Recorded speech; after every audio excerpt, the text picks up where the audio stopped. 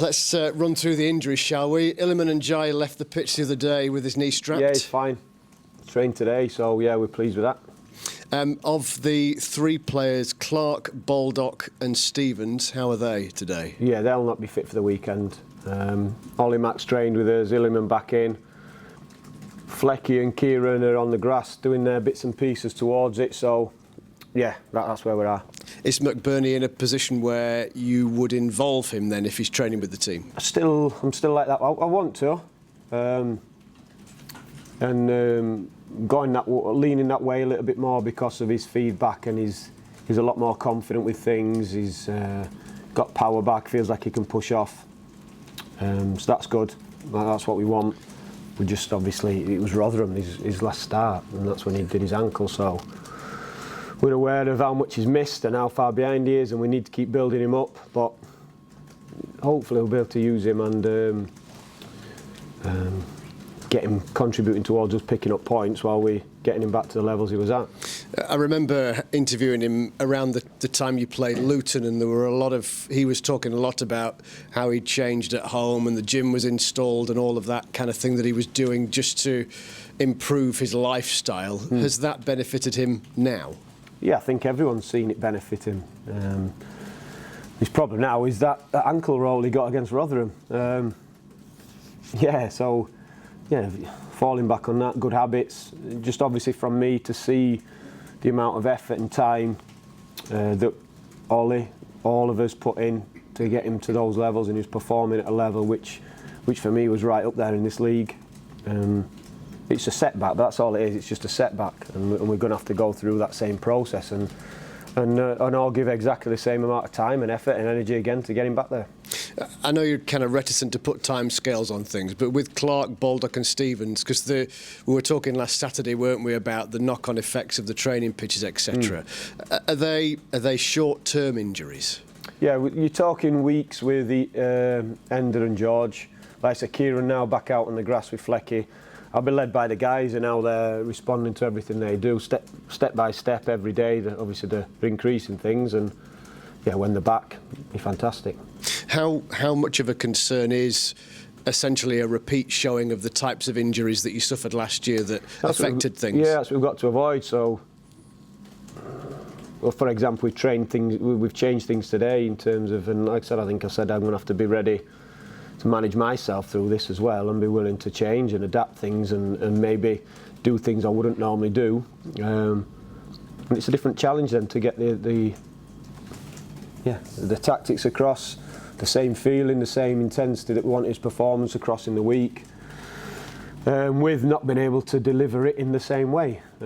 So we need to be ready for that when it's like the cold weather today and we're on the frozen pitches. So yeah, we had to take all contact out of it and all intensity out of training today, but it doesn't mean we weren't working on things that are really relevant for us on Friday night. Yeah, forgive a fairly basic question, but is that essentially just training less with some of the players that might be on the cusp of injuries like that?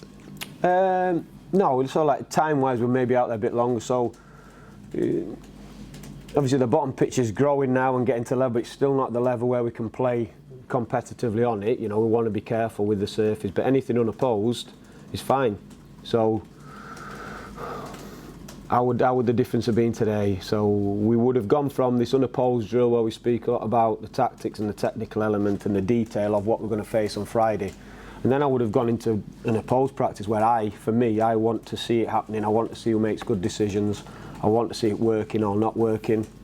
So that's the bit we sort of lose. And that's the bit we're going to be compromising on, I think. But hopefully it's just in the short term. Hull City then, the next opponent. What's your reading of them and their recent results?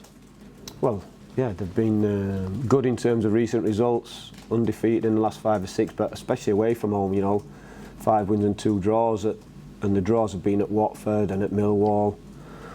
So we're playing a team who, know how to set up and know how to pick up points, and they'll be coming wanting the same. So yeah, we're expecting a game against a team who have got a prescribed way of playing. Liam's got them playing out from the back. but also at the top end of the pitch they've changed slightly and made some changes. And Liam's made changes as he's gone along in the last few games, you know. From the start of his time, you can see the team evolving. So from that aspect, we know what we're going to face, which we always like that, we always enjoy that. But on the flip side of that, we know what we're going to face because they're performing well and they're doing it well at the minute. So yeah, it's going to be an interesting game.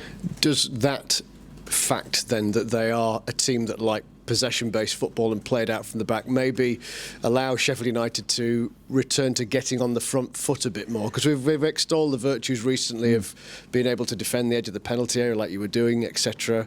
But something a bit more naturally what you want them to do. Not necessarily, because most teams have changed against us. So like I say, we always have to be prepared for that. Norwich are probably the best example of a team who like to play, but they played the first pass and then tried to turn us. We get that because teams maybe think we're a good pressing team or like to press. So, like I say, we know how, and I say it all the time, before games, after games, we have to be prepared for whatever they're going to throw at us. So, we know how we want to press and win the ball back. We know how we want to deal with a team that will try and bypass that press. And then when we've got the ball, we know we want to try and play against certain systems, certain shapes to hurt them. How many times in the last few days have you heard that automatic promotion is Sheffield United and Burnley's to lose right now, given the points? You're not going to lie, I only hear you lot say it. You know what I mean? That's Nonsense, I don't believe that. I only hear you lot say it. Well, maybe that's a reflection on who I speak to, I don't know, or what, but I do. You guys are the only ones who say it. You'll hear it, obviously, the people you speak to, or maybe and things like that, but no one here says that. How much does that point difference, though, maybe change expectations and just the mindset of the players then in these circumstances? The players, I think it certainly changes, and I see it. Expectations, you guys, fans, opposition, pundits, whoever. Certainly it does. You can see it, but not here. And I'd say to you, let's say to our fans all the time. For me, it's dangerous, that sense of entitlement, that sense of it's ours, why shouldn't... We've worked hard to get in this position and we're going to have to continue to work hard to get there, and there's been a lot of good stuff happen, sacrifices made, hard work to get us here, and the moment we stop thinking that way, then somebody will run over us. So, yeah, I'll leave it for you guys to talk about. Just finally, Daniel Jebison will be sat where you're sat in the not too distant future.